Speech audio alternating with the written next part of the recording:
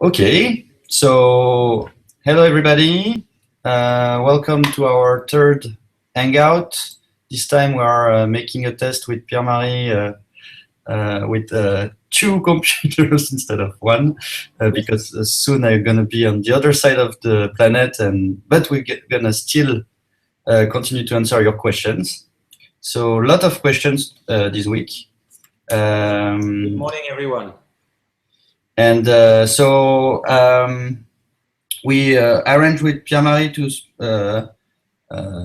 balance the question between each others. Not hesitate, as usual, if you are on the chat live, to ask also your own questions, and we're going to try to answer them live. So we had like many questions about optogenetics, about circadian rhythms and neurogenesis, the role of astrocytes, the social role of addiction, and interaction between neurological disease and bacteria. So I think Pierre-Marie want to open with optogenetic. All right, let's go and probably first define the optogenetic, which is a combination of two words: opto for light and genetic for the science of being able to modify the genome. So the idea is to have a tool specific to turn on activity within neurons and choose precisely which type of neurons. Therefore, with gene deliver used, for instance, using viral vectors, we can transduce some cell types and then wait a few days until these cells will express receptors sensitive to light. The kind of receptors we are used to express in the retina are going to be able to now be expressed in the membrane of neurons. Therefore, if you come and bring some light, either using LED and with a cranial window, or you can use optical fibers, you can penetrate into the brain and deliver light. This light will turn on these neurons specifically, and therefore, the beauty of this experiment is that you can combine neuronal activity and behavior, because the animals can behave normally, and with this kind of trick, you can decipher the neural activity, which neuron, what kind of frequency do you need to turn on or turn off in order to trigger a behavioral responses. So this is what we call optogenetic. Guillaume, do you want to add something? No, it's clear for me. I would say I would add a question for you actually. Is there any other type of trigger than light that have been tried since discovery of channelrhodopsin?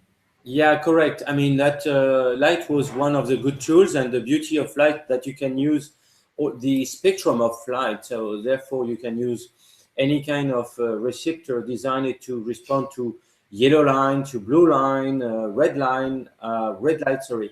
But now there is also another trick which use ultrasounds and use these TRP channels, and with ultrasounds you can have microbeads in the brain, and then this microbead, if you put the brain under a magnet, then these microbeads are going to vibrate, and therefore locally they can increase the temperature by only 0.5 degree. But those neurons which will express those TRP channels that are sensitive to temperature, then they will be amplifying, and therefore you can also activate precisely other circuits.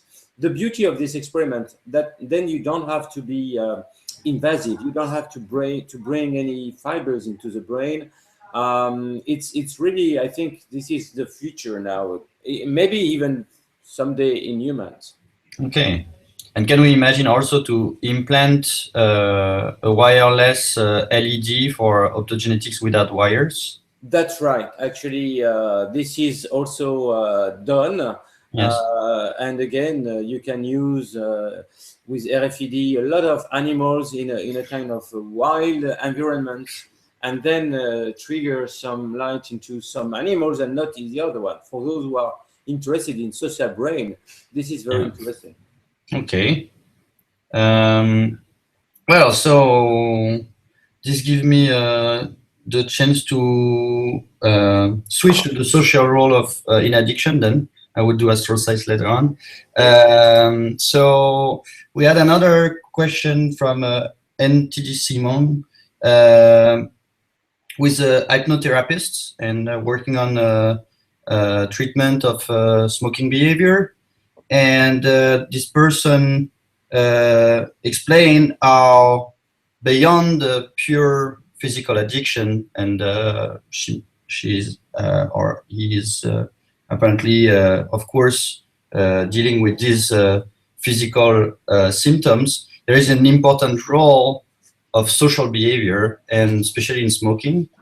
And this is very interesting because this person cite Michael Graziano, who is a neuroscientist in Princeton, and who recently even postulate that actually the consciousness in human is primarily caused by pressure to deal with others, and that actually so maybe in later iteration of this MOOC we're going to speak about all these social dimensions.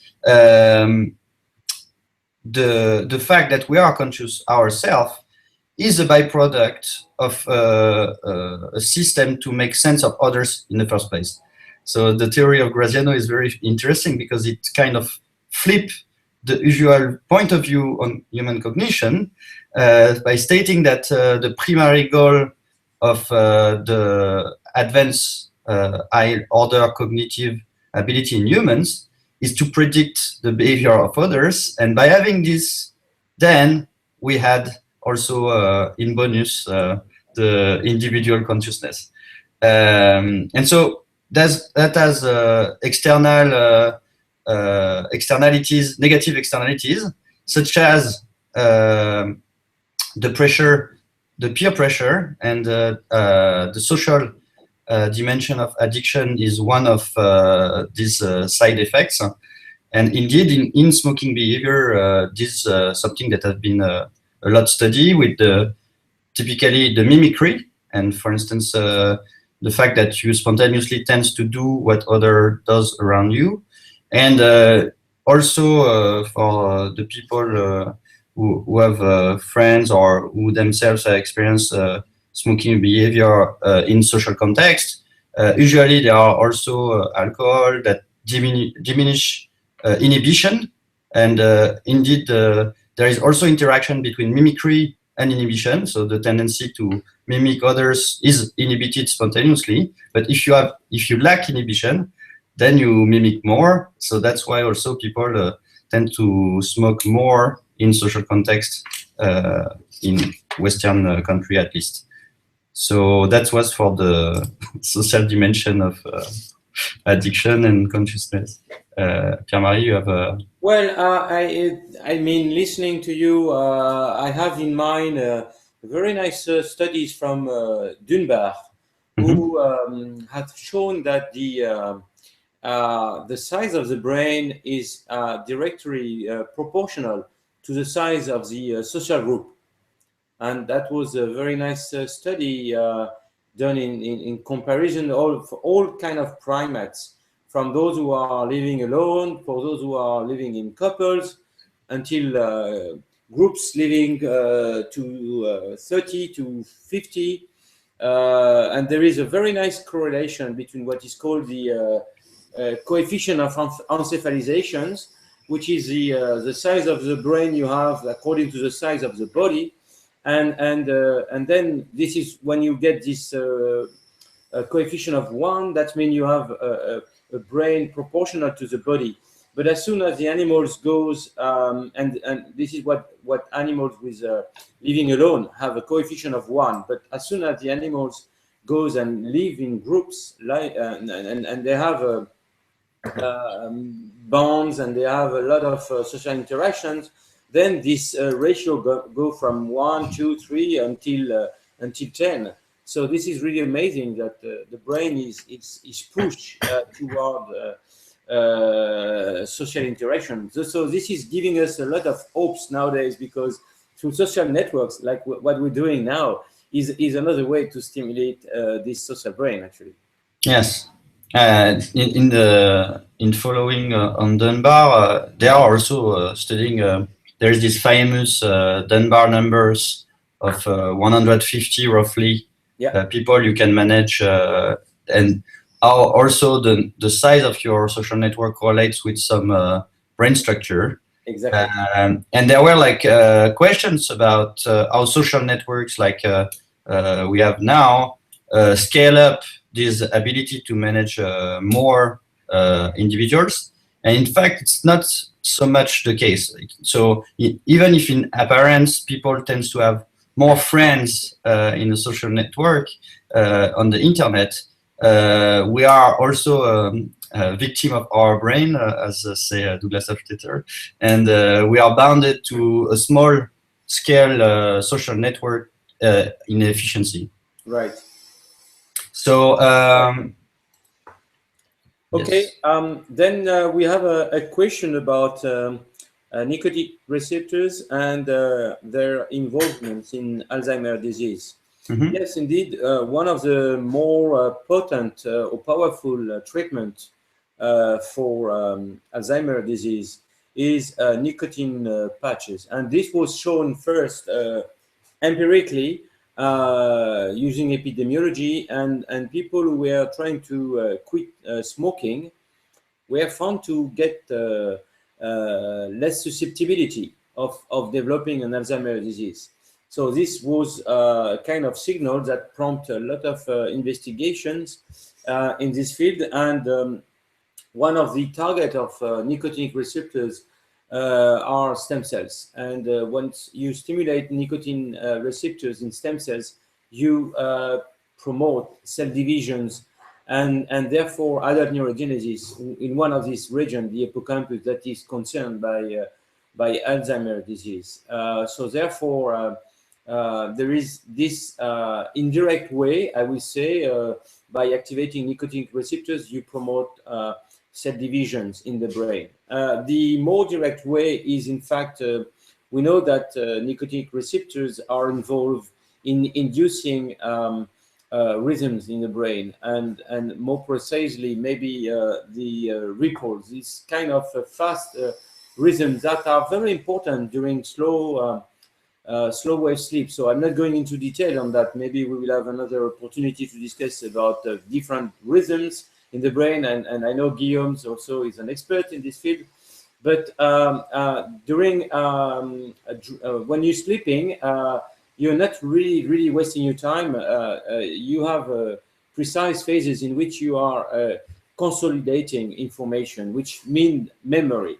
Therefore, if by playing with nicotinic receptors, you promote these fast rhythms, this is a really important issue in which you can promote memory formations. You want to add something, Guillaume? I'm not really familiar with the neuropharmacology of rhythm, specifically for nicotine, but indeed there is like a causality between oscillatory activity and consolidation of memory. A lot of nice work, for instance, in Bouzaki's lab or in Paris with Karim Benchenan, or I'm thinking also Adrien Perrache, and all this hippocampus, frontal cortex coordination through oscillatory activity. Right. And indeed, the causality of nicotine, because we are talking about acetylcholine, and of course, nicotine is hacking the nicotinic receptor, but it's acting on something that is in the brain, and of course, it has consequences. After the problem, and I'm not knowledgeable on that part, is what on top of addiction and all the bad side effect of, for instance, smoking behavior. What can be the other negative effect of nicotine on the side of promoting, for instance, memory consolidation or some positive effect? And the balance is not clear to me. But right. But maybe here the positive effect of nicotinic or nicotine patches is in fact supplementing the brain with a neurotransmitter that is starting to be missing in the brain, and so Yes. here you are just adding an agonist that should be present in endogenous situation, in natural situation. You have mentioned Buzaki, and I think to be fair, also we should mention Bruce McNaughton and Matt Wilson, who have been also studying the role of those rhythms during sleep in consolidation memory. So I think it's fair to mention those three names with Yes. Buzaki as well. Yeah, and also at the neuropharmacological level, we're gonna have soon the visit of Giulio Tononi Yes. here in Pasteur, and all this work also on synaptic homeostasis show how such high-level function as memory at the cognitive level can be constrained by very molecular pathways and systems. And so when we are dealing with this neuropharmacology, we are kind of modulating these mechanisms at the synaptic level as well, and have for sure impact on those homeostatic effects at the synapse. Yeah. So speaking about synapse, yes, go ahead. we had the question about astrocytes and memory also. So it's a perfect follow-up for the question from Landel, FPB Landel. Is it possible to consider that astrocytes are the place where thoughts and memory take place, and neurons only are highways between them? So this is interesting because astrocytes have been the poor child of neuroscience and neuroanatomy in a way. The neural myth that we are using only 10% of our brain come from the 10% of neuron compared to the 90% more of astrocytes because of the work, the seminal work of Simon Caral. And astrocytes have gained a lot of interest recently in neuroscience because instead of just being a kind of support function for neurons, they are actively engaged in the functioning of the brain, and especially at the synaptic level, modulating the connection between neurons. So it's funny to put astrocytes where the thoughts or memory take place, because it's kind of opposed to what neuroscience has studied for years. It's not at that level, but astrocytes are clearly playing a more important role that they have been associated with in the past. And this role is specifically to modulate synapse connection between neurons. At least there is other possibility of mechanisms that astrocytes are linked with. And their role is it could be a direct role because they're going to play a key point in homeostasis for potassiums and sodium, but they also now known to be engaged in glia transmission, and they are releasing GABA, glutamate, or trophic factors depending in which circuits they are engaged, and recently even in addictions where it was supposed that the circuits of rewards or punishments are very precise label line through different neuronal circuits.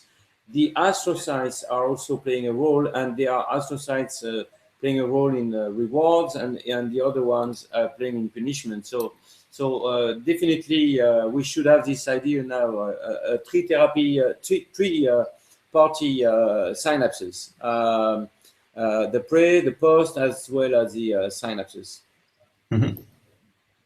Okay, so now we have two last questions.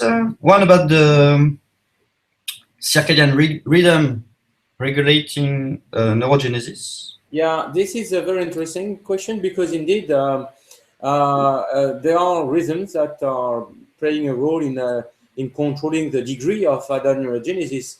And surprisingly, it was shown that because we've been speaking about sleep now, this is coming in my mind, that after what is called a postprandial sleep, so the so-called nap, after eating too much, where you are sleepy, at least in rodents, about 50% of newborn neurons were killed within few hours of a nap after having hit. And the idea, as you mentioned for Tononi, there is a kind of homeostasis, and the newborn neurons that were not used during sleep and during this recall of informations were actually eliminated. So it was known that during sleep we are losing synapses, we are forming new synapses.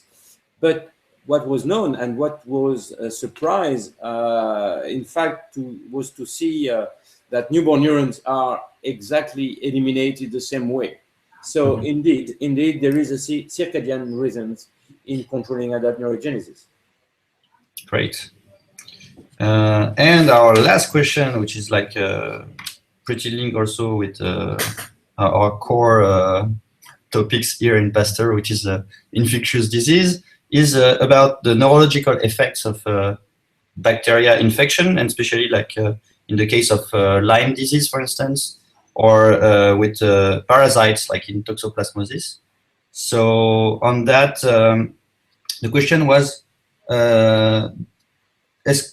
is there a link between the bacterian origin of receptors and the fact that we are having this interaction between bacteria or with the brain? I don't know if it's the person is not going into too much details, but I guess that the link is that since we have already in bacteria some kind of traces of or bricks of mechanisms that are now in the nervous system, or which could interact in a way with infectious disease, which is a very interesting question. I think it's we are far from being able to answer that for now.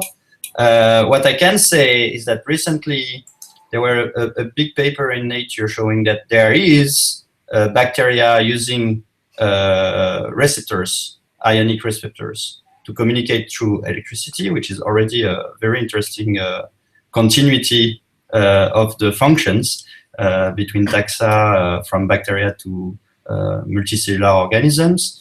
But on the infectious disease, I don't know if you have ideas on that, Pierre-Marie? Well, that's a very interesting question, because I think now it's clear that the central nervous system and the immune systems behave very, very similarly. Both are involved in innate as well as adaptive responses, and it is not should not be a surprise anymore to realize that receptors that are, for instance, made to detect proteins or fragments of the wall of a bacteria, those receptors that were well known to be expressed in the immune system are also expressed in the brain. And so this is what is called now the direct pathway, in which this glycopeptide can be released, goes into the blood, and for some reason, if the barrier is quite leaky, these signals can penetrate the brain and modify the behavior.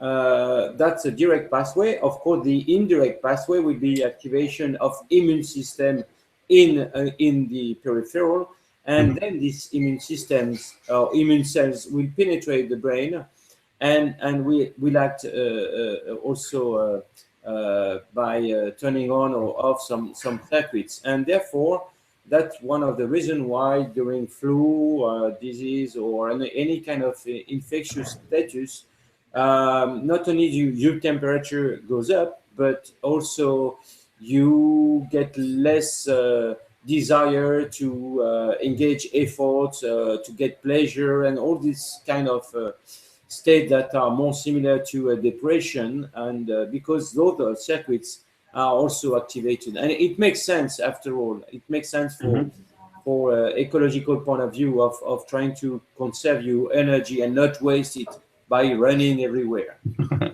Yeah, makes sense evolutionary in a way. Yeah, and so indeed, like the link between neuroinflammation and infection is way more studied for now, but I suspect that in the coming years, with all the gut microbiota, with the brain relationships, we will be able to answer more this question over the years. Yeah.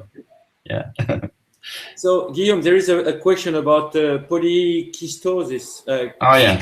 Polycystosis, and why there is a relationship with olfaction. So it's very simple. I mean, there is a common channel in both cases, in the kidney as well as in the sensory olfactory neurons that are express what is called these TRP channels that are stand for T transient, R for receptors, and P potential. So TRP channels are expressed in both in kidney and sensory neurons, and they are very important because they amplified the change in membrane potentials in the sensory neurons. And if you don't get those channels, you can't smell, basically. Even though you might have the receptors that will recognize the odorant molecules, the sensory neurons will not respond to this activation. Yeah, that's a good example of how much biology doesn't really care about separations of systems, and when there is something working in the kidney and in sensory neurons, well, it's working. Yeah, absolutely. Okay, well, that was a good session. I'm checking if there is a question for you about hypnotherapy. No, I answered already. No, No, I don't think so. With the social role of cigarettes. Oh yes. Okay. Yes. No, it's okay. Okay. No, I think we have made the whole question for now. There were a mistake from Professor Bourri. Indeed, the dorsal part of the spinal cord is the sensitive one, and the ventral is more more motor. Okay, yeah, that was also the same person with hypnotherapy. Yeah. Not other. No, I think we have made everything now. I think so. So we're gonna see next week. I would be in South Korea, so we are increasing the complexity of this hangout over the course. We're gonna see how it works, but we hope you are enjoying the MOOC, and do not hesitate to ask your question on the forum in advance. Absolutely. We will create an announcement for the next hangout. It's gonna be on Monday at the same hour roughly. And yeah, so happy mooking, and absolutely. I hope you have as much as joy we have with Guillaume and myself in doing it. Okay. Yes. Take care. Bye bye. Bye bye.